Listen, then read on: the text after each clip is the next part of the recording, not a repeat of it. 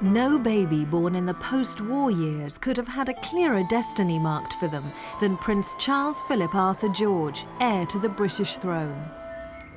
Childhood play was a diversion from an austere upbringing designed to produce an ideal king. His schooling and wider education were part of a programme leading to the most important event in his youth, his investiture as the 21st English Prince of Wales.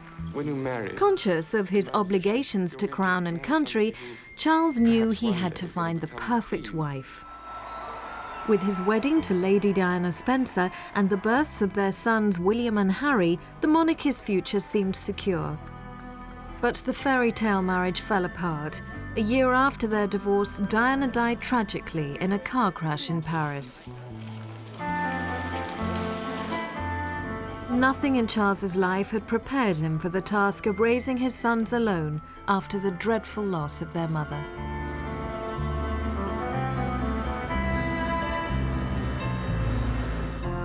The high hopes of Charles's boyhood have descended to the deepest tragedy. The dreams of his youth have long gone. He still campaigns for his dearly held beliefs in the environment, but his own life has become almost a Shakespearean tragedy. A few months after Diana died, he visited Bhutan, one of the world's most desolate regions. It was an opportunity for meditation, soul-searching, and the evaluation of a life that had once promised so much and now held an uncertain future.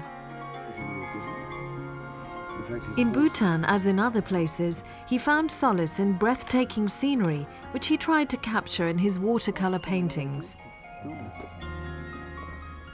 Art provided a release from the frustrations of a life spent in waiting to become king. As Charles sketched the Himalayan skyline, he may have contemplated the failures and the difficulties of his adult life. Now 50, Charles is twice the age of his mother when she came to the throne in 1952. He would feel that he's had a wasted life. What has he done with these 50 years as a king in waiting? It's a horrendous job, sitting there waiting for your mother to die, something that he both dreads and in a way looks forward to. Diana's glamour had eclipsed Charles and his family. She made him feel that his efforts to be a popular Prince of Wales went unrecognised. Their personal friction grew into a marital war which damaged Charles's image as heir to the throne. He is still trying to restore his lost popularity. In a way, he's still competing with Diana's shadow. She still overshadows all the royal family. She's still more popular, dead, than any of them alive are. But, nevertheless, she has left the way clear now for him to show what sort of man he is. And he's a very well-meaning, dutiful, dedicated person. And most of the time he comes across as very sincere, very genuine. He's got that beautiful, chivalrous, old-world air about him, very gallant. He's just absolutely charming.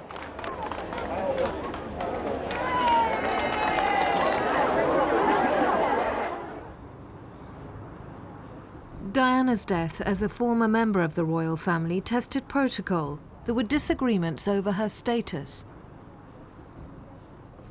Charles behaved more like a widower than a divorced husband. He ensured that Diana was accorded the respect she had sometimes been denied in life. He was anxious to help his boys face the public before their mother's funeral. Charles. Thank you so much. Thank you. William. William. Thank you so much. Thank you.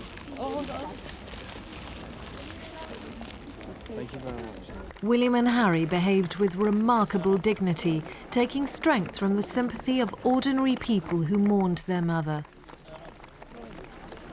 But it was their father's love and support that really carried them through their ordeal during those unforgettable scenes before and during Diana's funeral.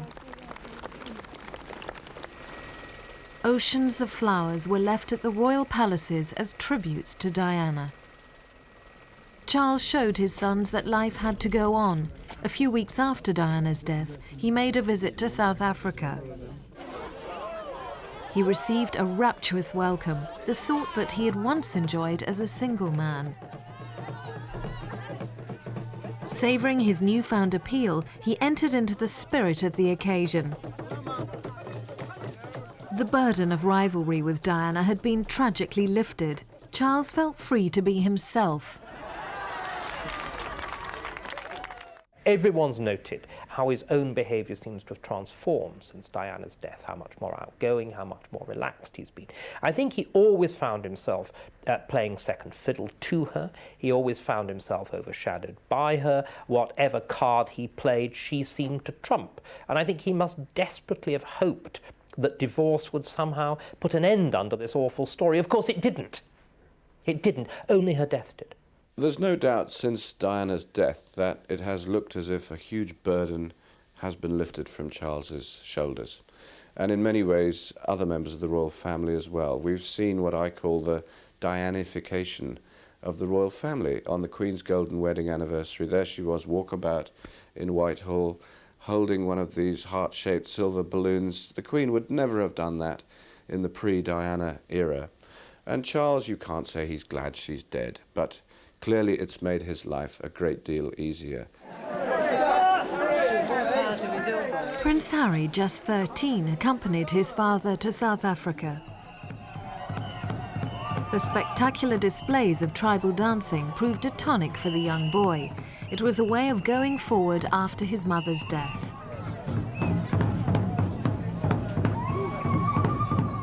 It was part of the process of coming to terms with his terrible loss, and it was an experience to share with his father.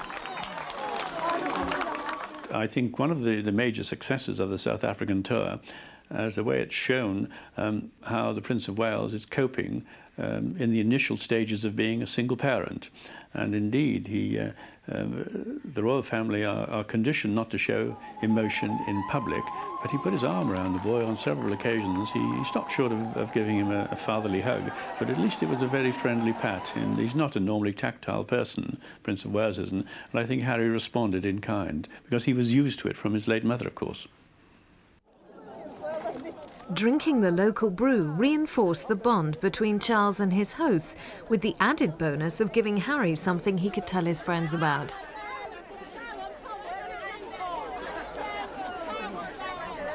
For Harry, Charles encouraged an atmosphere of warmth and laughter. Harry constantly looked to his father all the time for guidance, or like, what are we going to do next? Where are we going? And he kept looking at his father and laughing with his father. And they're having a really good time together. And one day, one of the best days, when we went to a Zulu village where there were lots of bare-breasted dancing girls, and poor little Harry didn't know where to look, kept sort of chatting to his father as if to say, what do I do now? It was wonderful to see the interaction between them. William and Harry have many happy memories of the love of both their parents. Charles was a devoted father and took a delight in seeing his sons grow from infants to schoolboys. Before their kindergarten years, Charles had enjoyed feeding and bathing the boys. Even Diana once admitted Charles loved the nursery life. He made a great effort, I think, to be a hands-on, tactile parent to William and Harry when they were very young. I understand that he actually took a hand in changing nappies and seeing them, helping to bath them, things that no other member of the royal family had ever done prior to this. Charles is a very different parent to his children than his parents had to be to him. You must remember that he was born in 1948, and just 6 years later, in 1952, his mother became also his queen. And the demands of a constitutional monarchy really superseded those of being a devoted parent. The Queen, I think, is a devoted parent, but at the same time she puts duty before everything, including her own personal happiness. Charles's own childhood was very formal. The family moved with the seasons around the royal estates, with Charles dutifully attending various annual events, such as the Braemar Games in Scotland. Summers were spent at Balmoral. Little had changed at the Queen's Scottish Highland home since Queen Victoria's days. Balmoral was conveniently close to Gordonston, the character-building school where Charles's father, Prince Philip, had been a pupil in the 1930s. Philip decided that Gordonston would develop Charles's potential, and the 13-year-old prince became a boarder there. Well, Charles had an absolutely miserable time at Gordonston, although his father, in whose footsteps he followed, loved it. And he was horribly bullied because he was different and because he was vulnerable. And these are two things that schoolboys, being very cruel, pick on. And people used to follow him around, taunting him. And if any boy tried to be nice to him, they would, accuse him of sucking up. So he had a thoroughly miserable time. The Spartan dormitories and harsh regime did not suit Charles's sensitive personality.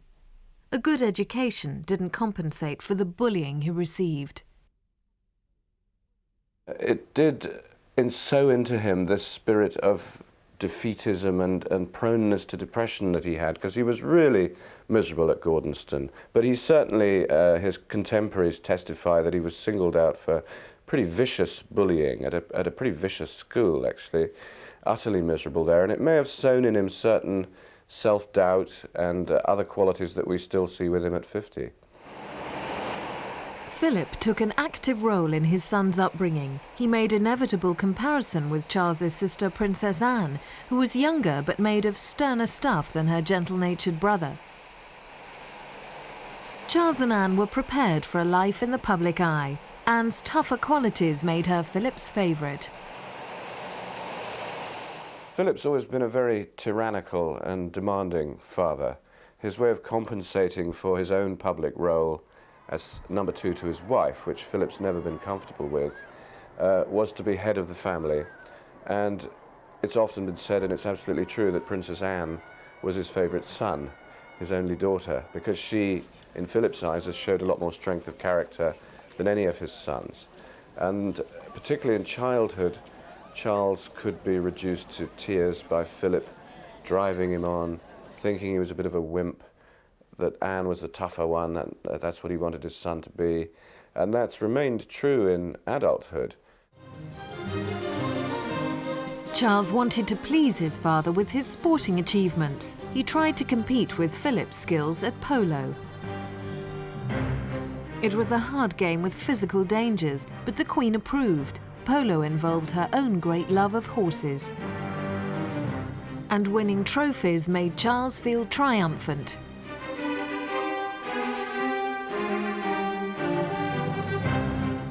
In competition with his father, regular performances on the polo field gave Charles a new image and an unexpected nickname, Action Man. The Prince of Wales always felt he had to prove himself. I think that's where the whole action man thing, I honestly feel that he's more of a cultured man than an action man, but he's quite capable of doing some quite action man type things, And I think probably he felt that his father would have approved if all that strength through joy. It's a good old Gordonston cold shower nonsense. I didn't really go for it. But I think it's rather nice that the Prince of Wales can play the cello, he can play a game of polo, he can do various things, He's more of a Renaissance man, in my opinion, than his father. Charles saw his contemporaries, such as his relative Lord Rumsey, marrying and settling down. He wanted to please the Queen and Philip by making a good choice himself. Now turned 30, he knew the pressure was on. And of course, Charles famously blamed Philip for pushing him into marriage with Diana when he wasn't entirely sure, but he was in his 30s and time was running out. So it's a very tense relationship, and I think in many ways some things that have been discussed recently, like Charles leading reforms of the monarchy against Philip's opposition, it's payback time for Charles. This is when he can get his own back on his dad. I, Charles, Prince of Wales, do become your liege man of life and limb, and of earthly worship.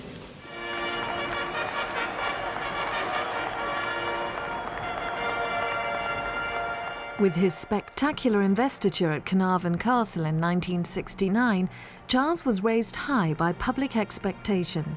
He knew even then that his future wife would have a demanding role. You've got to remember that when you marry, in my position, you're going to marry somebody who perhaps one day is going to become queen. And you've got to choose somebody very carefully, I think. who could fulfill this particular role. Because people like you perhaps would expect quite a lot from somebody like that. And it's got to be somebody pretty special. Alongside her royal counterparts, his chosen wife came to join a notably exclusive family with its unusual habits, pastimes and rituals. Annual attendance at the Braemar Games was expected. Like the Queen and Queen Mother, Charles loved the ceremony and traditions of the event. But for a modern bride desperately trying to share her in-laws' tastes, it was a trial. Diana always felt an outsider. Charles's love of polo had introduced him to a social set beyond the confines of Gordonston and Cambridge, from which he had graduated in 1970, a year after his investiture. Polo was played by dashing young officers and watched by attractive girls. The brewery era's Sabrina Guinness was one of the many single girls openly linked with Charles. Blonde film star Susan George briefly held his affections, as did the Duke of Wellington's daughter, Lady Jane Wellesley. The one we did think at that time had a chance of marrying Charles was Davina Sheffield, who was very pretty, delightful girl. Everybody thought that she was very much in love with Charles and that he was with her. I know that Charles's valet, Stephen Barry, said that Davina was the one girl that he seemed not to be able to let go of when he kept in touch with her for a very long time afterwards. So obviously there was a great deal of affection there. The Queen's Silver Jubilee in 1977 focused attention on the royal family, including Charles, the unmarried heir to a queen who had reigned for 25 years. I remember it was some time ago, and I was my 21st birthday, I think. I had a dance at Buckingham Palace, and there was a splendid rumour the next day that I was about to get engaged to some splendid lady. And I went home to Norfolk, and wonderful old boy. When we were out pottering about, who was the fish and game merchant from King's Lynn. And he came up to me and he looked at me for a long time and he said, "Master," he always called me Master, he said, "You make sure you look at their mothers first," he said.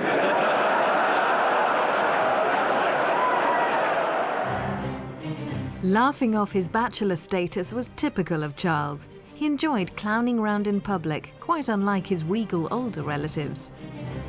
This was the man who sent his favourite horse a Christmas card and enjoyed fooling around for the cameras, something Diana could occasionally share with her husband. Humour was an escape valve for an otherwise tense young man facing a lifetime of dutiful obligations.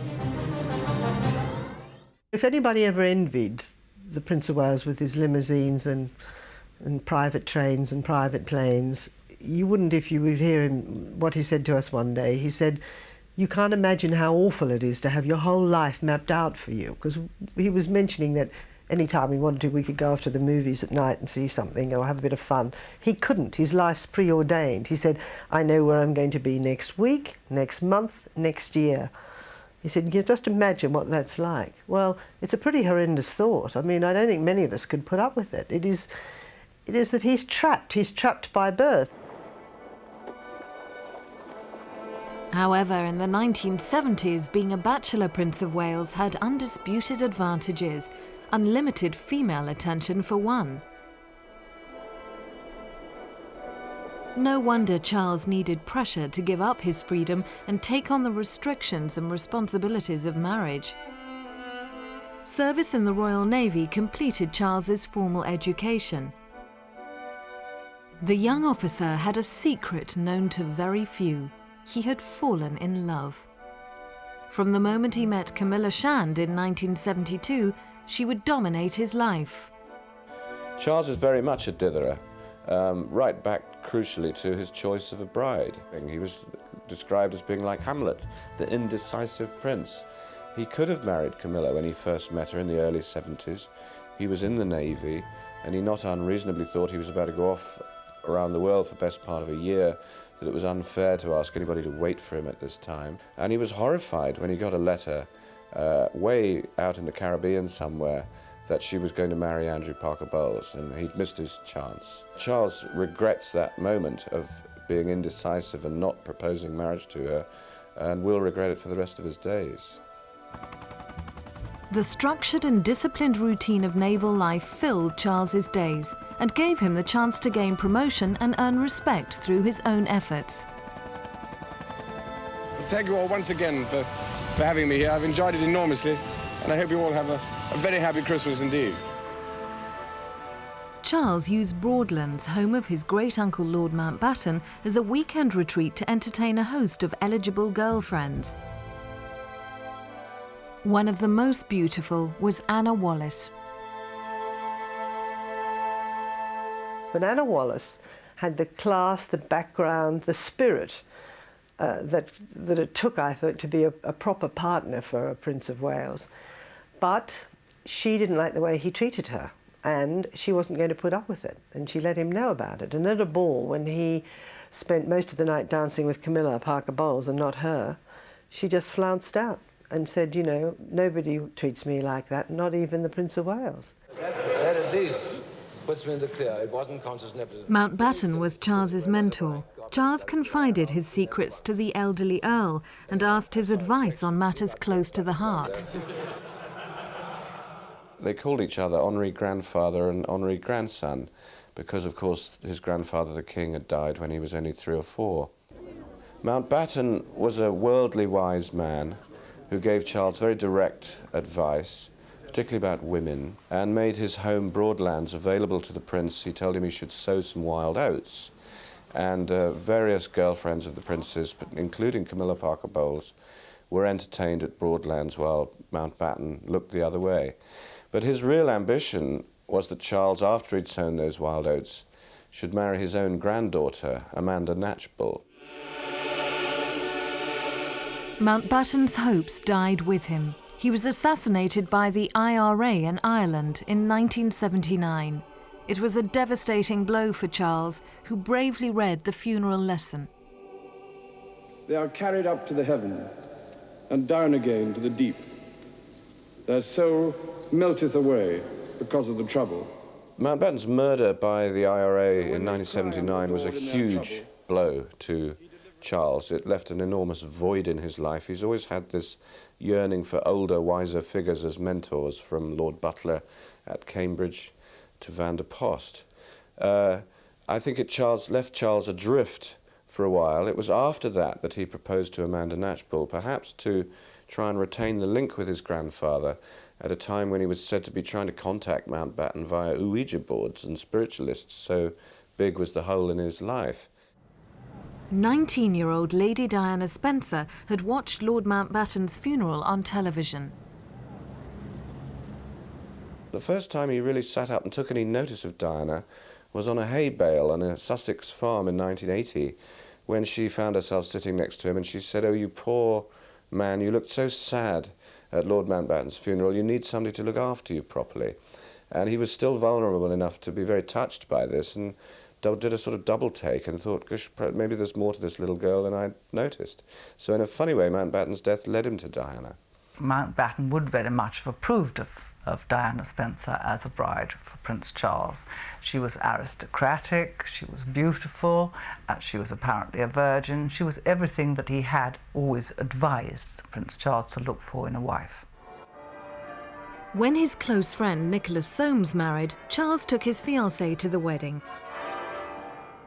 But Diana had no idea of the complex secrets of Charles's private life, and even in close social proximity, Camilla's husband gave nothing away. By then, Prince Charles had been having a love affair with Camilla Parker Bowles for almost 10 years, through her marriage to Andrew.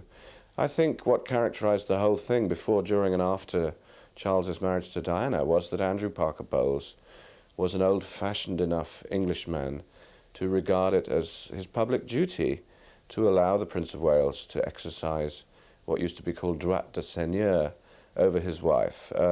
Many people find this hard to understand, but Parker Bowles has been a very loyal courtier, but he was prepared to look the other way while the Prince of Wales had an affair with his wife, and really didn't capitulate until Charles admitted adultery in 1994 in his television interview, and that was the last straw for Parker Bowles. Public humiliation. He'd put up with private humiliation, but public humiliation, that was when he went for a divorce. Charles had hidden his affair with Camilla, the mother of 2 young children, from his fiancée, but Diana had grown suspicious. She was just 20 and days away from her own wedding. The constant strain of media attention and her secret fears over Camilla caused her to break down at a polo match.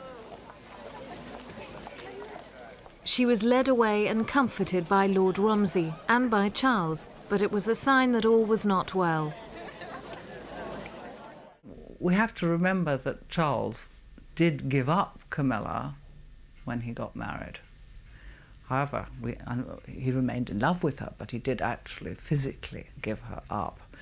And I think that the thought that he might still be in love with her was very much swept under the carpet by the royal family, who were delighted by the marriage. Let's not say anything to the contrary. They were thrilled. They thought it was very suitable. The Queen and the Duke of Edinburgh were absolutely delighted with it.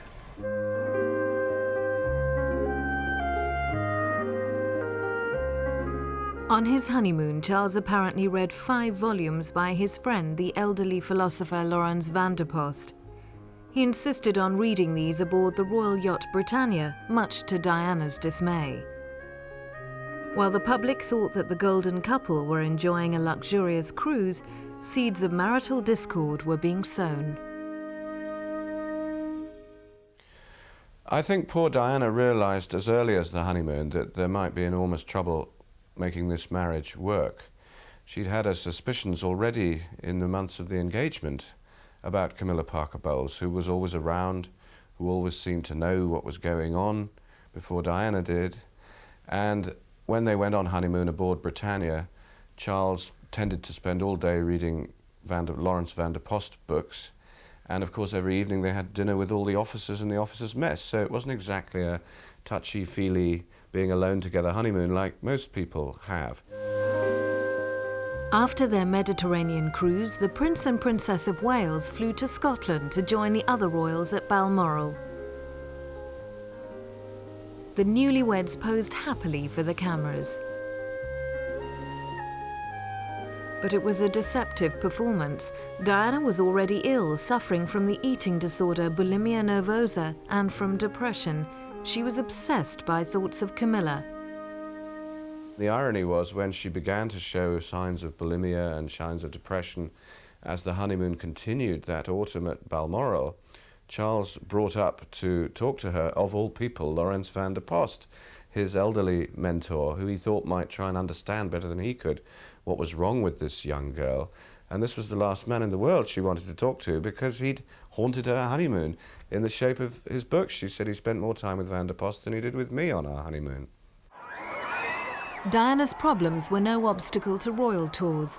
In 1983, the couple was sent on an official visit to Australia and New Zealand. Diana later said, "By the end of it, I was a different person.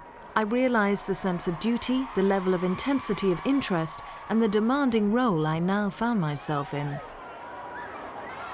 6 weeks on the road. It was cruel and inhuman to do that to the girl. I saw how he guided her, how he kept patting her hand, encouraging her, but she shouldn't have been there for 6 weeks. They shouldn't have allowed it.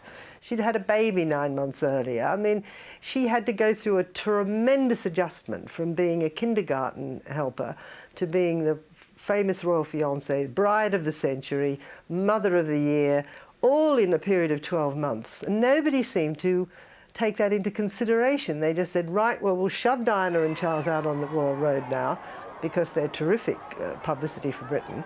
And they did it. And of course, no wonder the girl got to bulimia. She tried so hard to be the perfect princess, and she didn't really know what to do.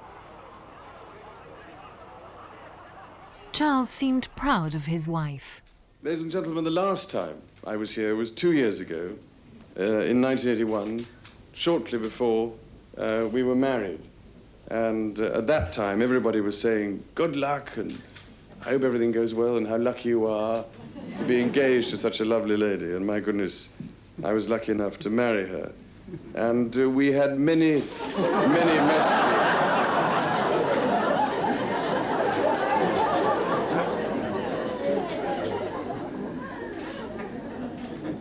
It's amazing what ladies do when your back's turned.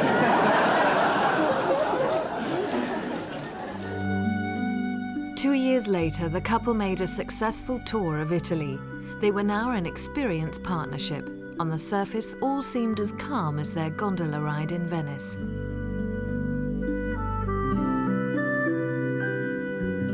But behind the visits to beautiful Italian cities, there were ominous signs.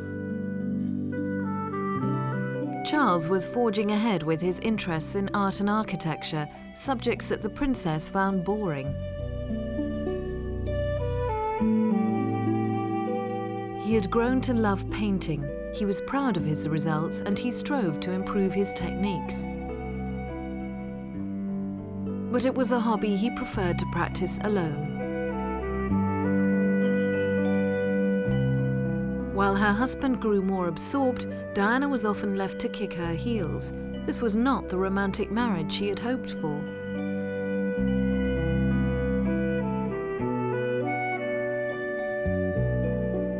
On a cruise aboard the Britannia after the official tour, the marriage began to come adrift.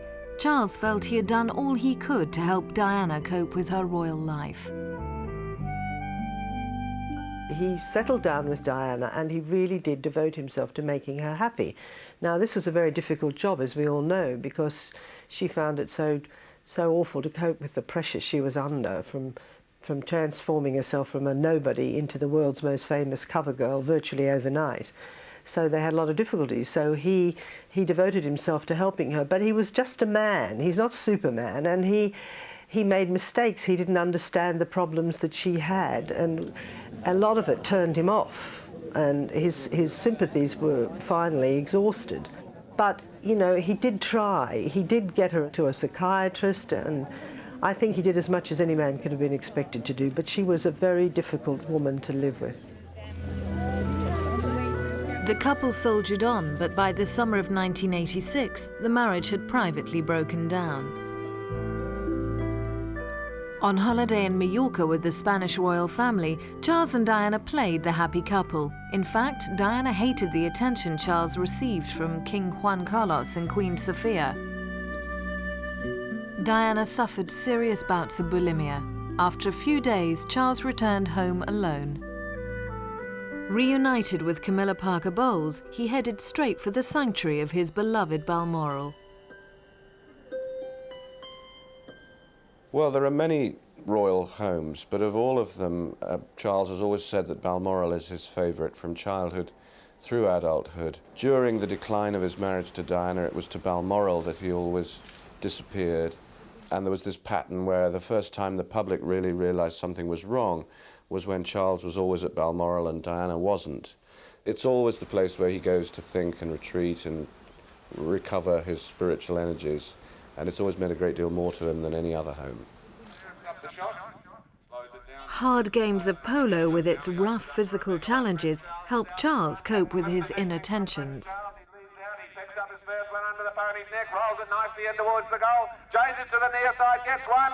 But sometimes the frustrations showed.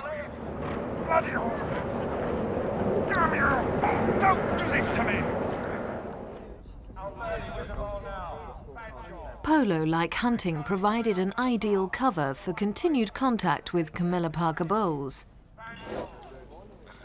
I think nearly every male member of the royal family, as far back as anyone can remember, care to remember, if they've decided to have extramarital relationships, they nearly always, invariably, choose a married woman to have a liaison with. The married woman, I suppose, always has a reason to go home to her husband, and she's not going to put the bite on that particular member of the royal family. Camilla Parker Bowles would be at Windsor quite a lot.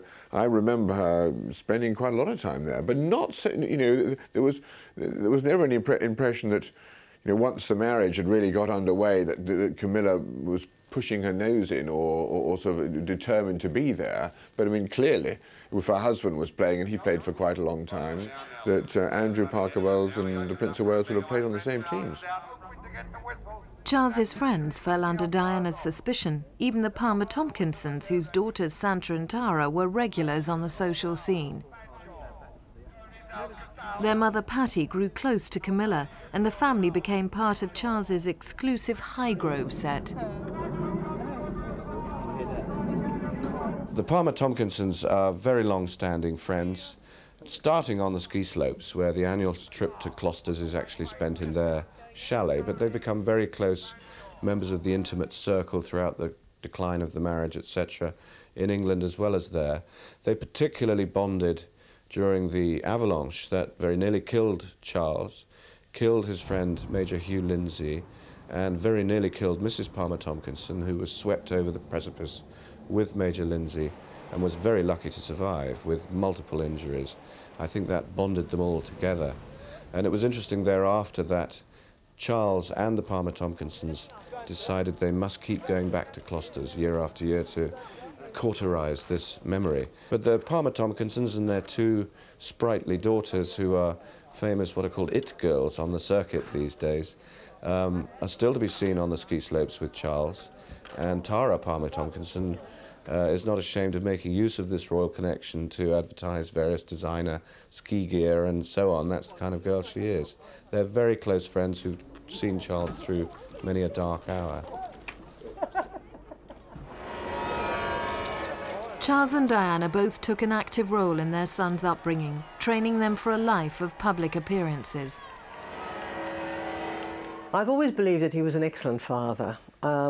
You know, I think that when Diana fed them with junk food and lots of fun, I thought that Charles was preferred to feed their minds and was taken to the Royal Shakespeare Company, things like that.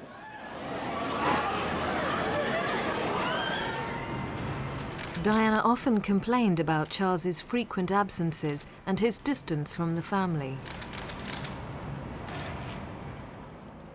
She even suggested that his occasional outings with his sons were just for show. But was this fair?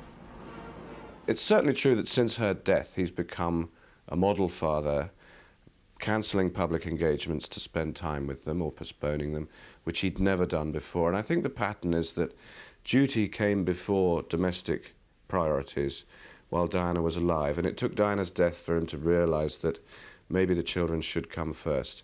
But there's no doubt that his children love him and he loves them. And I think a lot of the criticism of him being a distant father is rather cruel and unfair. Charles's reckless pursuit of dangerous sports caused several injuries. In 1990, he broke his arm after a particularly nasty fall at polo. The break was painful and refused to heal. It was more serious than at first suspected. Charles reluctantly gave in to medical advice and had further surgery. Diana took her grimacing husband home from hospital. He was still in pain and needed a period of recuperation. How are you, sir?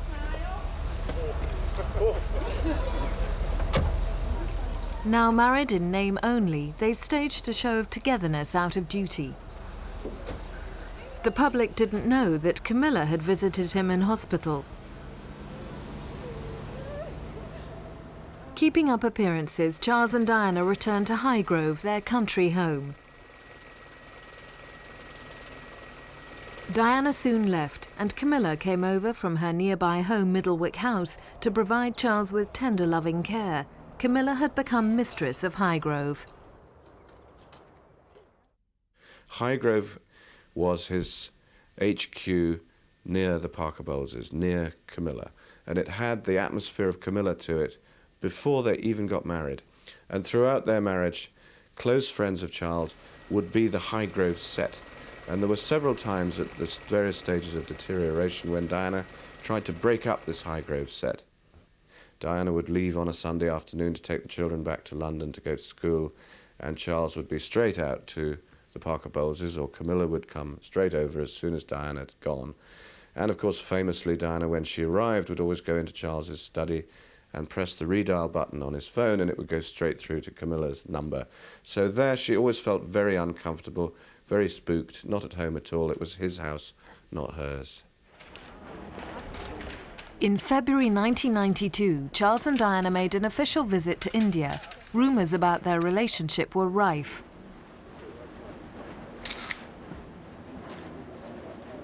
Diana had already secretly betrayed her husband to an author who would soon expose their sham marriage and Charles's affair with Camilla.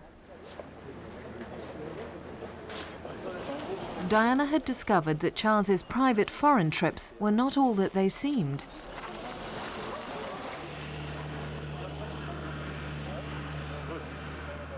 She had learned that her husband had other reasons for making visits to archaeological sites and for his now familiar painting tours. He was secretly meeting Camilla abroad. In 1989, they had been photographed together during a trip to Turkey. When the full story finally became public knowledge in 1992, the press photographed Camilla and her friend Patty Palmer-Tomkinson openly mingling in the royal enclosure at a polo match. I think it's very difficult to speculate in terms of the relationship between Charles and Camilla. It's quite clear that Charles and Camilla have been extraordinarily close for a very long period of time. That there was a deep level of sexual passion, at least from him to her, if not necessarily from her to him. It's clear also that she's been able to provide him with a level of emotional support, of maturity, of somebody who shares attitude, sense of humour, interests, country pursuits, all of those sorts of things. Charles had betrayed Diana. Within months they separated and finally divorced in 1996. It was the end of an extraordinary partnership. Weeks before she died, Diana said, "We could have been the best team in the world, but it was not to be." There were a few more joint appearances, always with their sons. Taking William to see his new school, Eton. Or taking part in ceremonies of wartime remembrance, united the Wales family for a brief few hours, a poignant reminder of what might have been.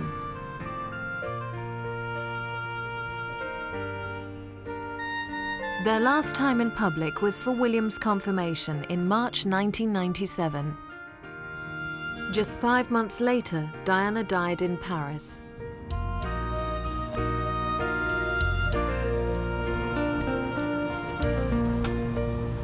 Charles performed his saddest duty in bringing home his former wife's body to a country in mourning. With Charles's wishes, Diana was treated as a royal princess. William and Harry saw that their mother was paid every possible honour on her final journey.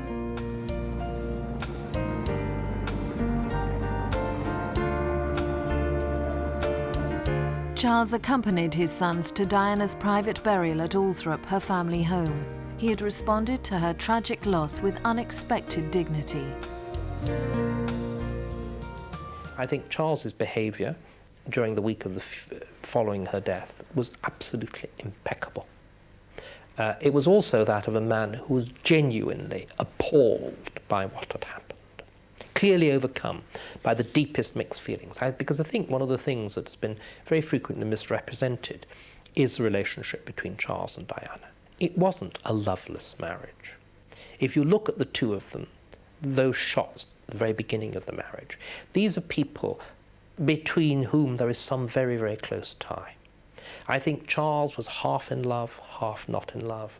Diana thought she was in love, but she was probably at least as much in love with the idea of being a princess as in love with Prince Charles.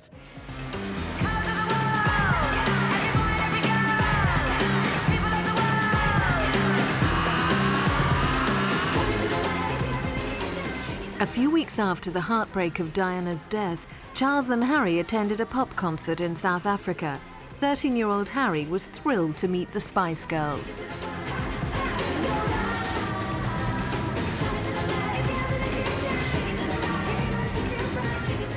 He thinks it's contemptible to exploit your children for your own benefit, that he wouldn't do that, he wouldn't put the children through that. And I admired that, but didn't get him anywhere, got him nowhere. So, you know, you can be noble about these things, but Diana was better at manipulating the media and her own public image, and she got her message across, and he got only the message that he was a lousy father.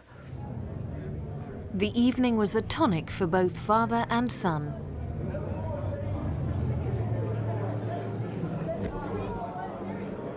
I said to him on the plane, I said, I think you're awfully brave meeting the Spice Girls again. And he went, oh, God, he said. He said, you know, I've got to meet them a third time in London. He obviously was not relishing the idea of meeting them because, you know, they'd plastered him with kisses the first time. And he was a bit worried about that, looking undignified. But when he did meet them, and I was there watching, he really joined into the spirit of the occasion. It was good fun. I mean, when Nelson Mandela said it was the greatest moment of his life, the Prince was much cleverer than that, and he said, no, this is the second greatest moment of my life. It's the second greatest moment. And when we asked him what was the first greatest moment, he said, well, the first time I met them, of course. There we are. And the first time I met them. This was the old Charles, the Charles that we knew many years ago, reappearing. The spin doctors are already representing him as the caring, compassionate prince that he was thought of before Diana ever came on the scene in his 20s. It was just that she did it so much better than him. She genuinely was the caring, compassionate princess, that he appeared an old fuddy-duddy stick in the mud, interested in things like architecture and the environment, which are not really major issues in people's everyday lives, while she campaigned about AIDS and cancer and battered wives and homeless people and sick children, which are issues in people's everyday lives. Now you see Charles touching AIDS patients and himself, to some extent, becoming Diana. Royal salute! Present home! However, Diana had publicly doubted Charles's suitability for kingship.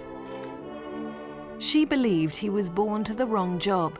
But could he cope as the king without a wife?